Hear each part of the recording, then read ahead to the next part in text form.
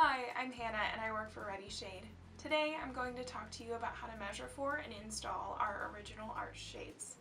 To get started, you'll need a tape measure, something to cut your shade with. You can use a kitchen knife or a utility knife, and then something to cut your shade on. I like to use a cutting mat like this one.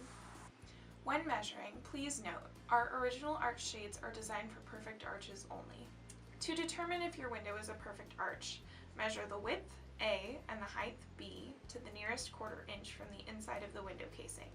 If A is exactly 2 times B, you have a perfect arch window. For example, if your window is 30 inches wide and 15 inches tall, you have a perfect arch. If you have a perfect arch window, follow the installation steps coming up next. If you have an imperfect arch window, head over to our imperfect arch guide to find out more.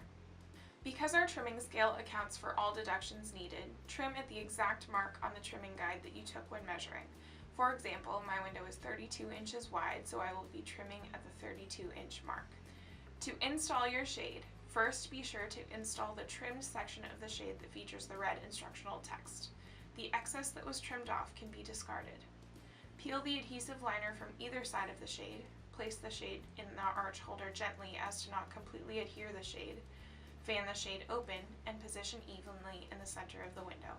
Once the shade and the arch holder are positioned correctly, use 2 hands to firmly press the bottom pleat of the shade to the windowsill and adhere the shade to the window.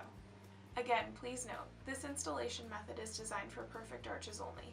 If you have an imperfect arch, please head over to our imperfect arch guide for more information.